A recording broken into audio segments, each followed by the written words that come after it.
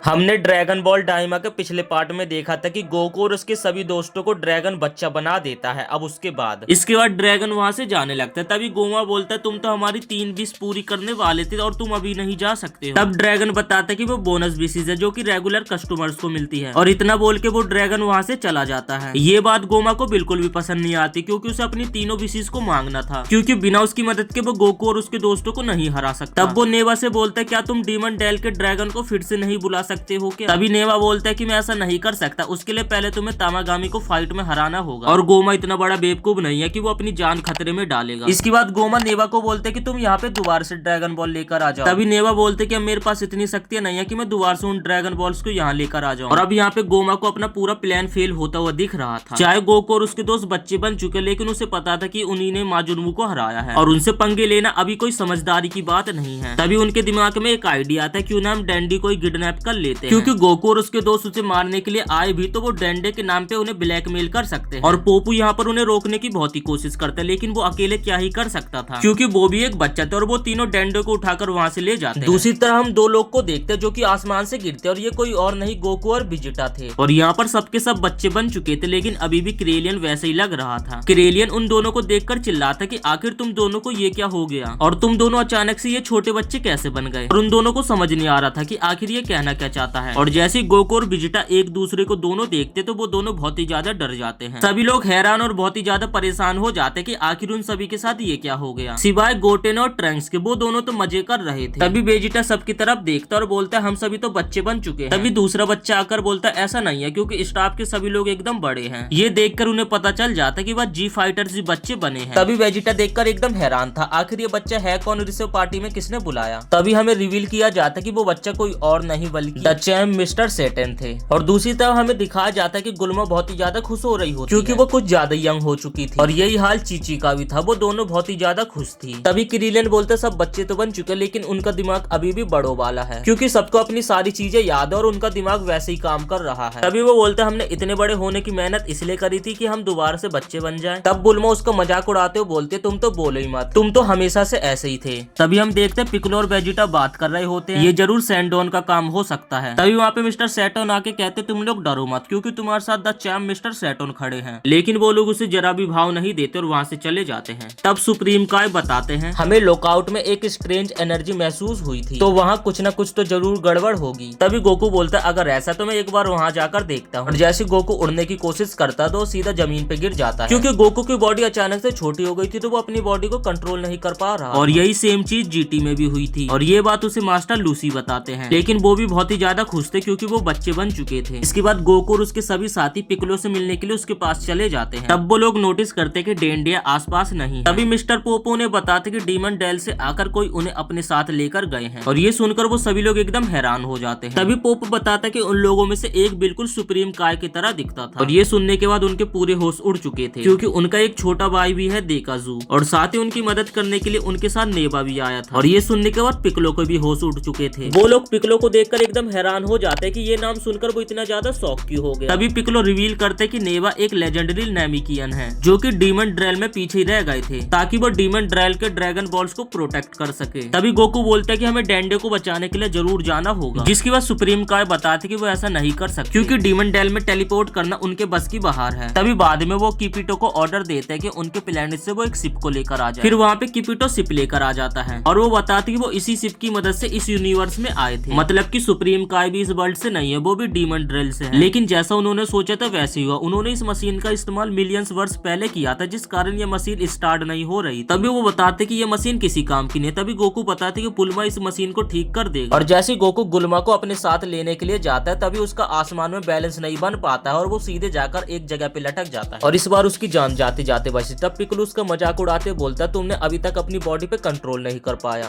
पिकलू उसे तो समझाने की कोशिश करता है, लेकिन जैसे पिकलू खुद उड़ने की कोशिश करता है, वो खुद जाकर एक पेड़ से टकरा जाता है और मुंह के बल गिर जाता है। तब सुप्रीम काय के ऑर्डर से वहाँ पे किपिटा गुल्मा और विजिटा को अपने साथ लेकर आ जाता है। और जब गुल्मा उस मशीन की हालत देखती है तो वो बोलती है ये मशीन तो 10 दिन से पहले ठीक नहीं होने वाली है। लेकिन यहाँ पे गोकू परेशान था, अगर उन्होंने इतना वेट किया तो वो शायद डेंडियो को मार सकते। तभी सुप्रीम काय समझाते कि वो लोग ऐसा नहीं करेंगे, क्योंकि वो उन्हें अपने साथ हमें ब्लैकमेल करने के लिए ले गए हैं। और इसके बाद हमें 2 दिन बाद का समय दिखाया जाता है, जहाँ पर गोकू आसमान में उड़ने और फाइट करने की ट्रेनिंग कर रहा था। और इसका मतलब गोकू ने अपनी बॉडी पे थोड़ा बहुत कंट्रोल तो करना सीख ही लिया था, पर उसके लिए इतना भी काफी नहीं था। तभी उसके दिमाग में एक आइडिया आता और वो वहाँ से उड़ता हुआ कहीं चला जाता है। दूसरी तरफ यहाँ पर सभी लोग बात कर रहे होते हैं डीमन ड्रेल्स के बारे में, किस तरीके से जिनकी ईयर्स पॉइंटेड होती है वो डीमंस होते हैं, और डीमन ड्रेल्स में वही लोग आ जा सकते हैं जिनके पास पहले से ही परमिशन हो। तभी गुल्मा आकर किबिडो से बोलते कि मैंने खाना ऑर्डर कर दिया है और तुम जाके वो यहाँ लेकर आ जाओ। गुल्मा की ये बात उसे पसंद तो नहीं आती, लेकिन वो उसे कुछ भी नहीं बोलता है। वो भी एक गॉड है, लेकिन गुल्मा ने तो उसे अपने एक पर्सनल सर्वेंट बना दिया था। और दूसरी तरफ हम गोकू को देखते जो कि जा रहा था कोरिंग टावर पर, क्योंकि उसे अपनी आइकॉनिक पावर्स वापस चाहिए थी। और वो बिल्ला बताते कि वो तो मास्टर लोसी के पास है। इसके बाद गोकू निकल जाता मास्टर लोसी के पास और उनके घर पहुंच जाता है। यहाँ पर गोकू देखता वो तो बहुत ही ज्यादा खुश हो रहे थे, क्योंकि अब वो यंग लड़कियों के साथ डेट पे जा सकते हैं। तभी गोकू उनसे पूछता कि मेरा पावरफुल कहाँ है, लेकिन उन्हें कुछ भी याद नहीं होता है। दरअसल मास्टर लोसी उसका इस्तेमाल कपड़े सुखाने के लिए कर रहे थे, जिसके बाद गोकू को उसके बारे में पता चल जाता है और गोकू से अपने साथ लेकर आ जाता। फिर हमें दिखाया जाता है कि गोकू वापिस आ जाता है और उस डंडे का इस्तेमाल करके अपनी पावर्स को फ्लेक्स करने लगता है। और फ्लेक्स करते वो डंडे को पिटलर के ऊपर हमला कर देता है, जिससे पिटलर बहुत ही ज्यादा डर जाता है। और ये देखकर बुल्मा की बचपन की यादें ताजा हो जाती है और उन दोनों को याद आ जाता है कि किस तरीके से गोकू उसका बचपन में इस्तेमाल करता था। और उसके बाद वो सभी लोग फिर बैठकर खाना खाने लगते हैं। और फिर गोकू पिकलो से पूछता है क्या तुम्हें डीमन ड्रेल्स के बारे में कुछ भी याद है। तब पिकलो बताते कि वो वहाँ पैदा नहीं हुआ था और उसने ये कहानी भी सुनी है कि सारे नन्हे किन डीमन ड्रेल्स में बहुत ही हैप्पी तरीके से रह रहे थे। तभी गुल्मा पूछने लगती अगर ऐसा ही था तो वो लोग यहाँ पर क्यों आए। तभी वो बोलता है कि नन्हे किन्स को पसंद नहीं कि कोई उनके ऊपर रूल करे। और तभी ये लोग देखते कि आसमान से एक शूटिंग स्टार सा कुछ आता और ये एक स्पेसशिप होती है। इन लोगों को लग रहा था कि ये कोई इनका दुश्मन है, क्योंकि ये लोग बच्चे बन चुके थे और इन्हें टारगेट करना बहुत ही ज्यादा आसान। और स्पेसशिप से कोई और नहीं बल्कि ग्लोरियो निकलता है, जिसे हमने पिछले एपिसोड में जासूसी करते हुए देखा था। वो गोकू से रिक्वेस्ट करता है कि वो उसके साथ चले और गोमा को हरा दे। वो लोग ये सुनकर एकदम हैरान थे, आखिर ये अपने किंग को क्यों मरवाना चाहता है। तब वो बताते कि डीमन किंग डाबूरा के मरने के बाद वो किंग बन चुका है। शायद देखने से लगता है ये भी डीमन किंग डाबूरा का एक वफादार होगा। तब सुप्रीम काय बताते अगर वो गोमा है तो उसे बिल्कुल भी अंडर एस्टिमेट मत करना, क्योंकि वो बहुत ही ज्यादा पावरफुल है। और यही चीज सुप्रीम काय ने डाबूरा के सामने भी बोली थी। और फिर उसके साथ होता क्या हम सभी जानते हैं, लेकिन अभी भी सुप्रीम काय को इसके ऊपर थोड़ा बहुत तो शक हो रहा था, आखिर ये गोकू को अपने साथ क्यों ले जाना चाहता है। तब वो बताते कि उसने उन दोनों की बात सुन ली थी और वो दोनों गोकू के बारे में बात कर रहे थे, इसलिए मैं गोकू को जानता हूँ। और वो साथ ही देख ही चुका कि गोकू कितना ज्यादा पावरफुल है और वो डीमन किंग को भी आराम से हरा सकता है। जिसके बाद सुप्रीम काय बोलते अगर ऐसा तो मैं भी तुम्हारे साथ चलूंगा और मुझे वहाँ के बारे में बहुत कुछ नॉलेज है। और फिर गुल्मा आगे आते और उसकी स्पेसशिप को जांच करने लगती है, ताकि उसे सुप्रीम काय की स्पेसशिप को ठीक करने का थोड़ा सा क्लू मिल सके। और यहाँ पर वेजिटा भी बच्चों की तरह जिद करने लगता है कि वो भी गोकू के साथ चलेगा, लेकिन ग्लोरियो वेजिटा को ले जाने के लिए साफ साफ मना कर देता है, क्योंकि उनकी सिम में इतनी जगह नहीं है जिससे उसकी सिम में 4 लोग बैठ सके। तभी सुप्रीम काय उसे समझाते कि जब बुल्मा स्पेसशिप ठीक कर लेगी तो तुम उसके साथ आ जाना। वेजिटा को उसकी ये बात पसंद तो नहीं आती, लेकिन इसके अलावा भी वो कर क्या सकता। और फिर वो लोग वेजिटा को वहीं छोड़कर चले जाते हैं डीमन ड्रेल में। और इसी के साथ ये एपिसोड यहीं पे समाप्त हो जाता है। एपिसोड तीसरा देखने के लिए वीडियो को एक लाइक करके चैनल को सब्सक्राइब जरूर से कर देना।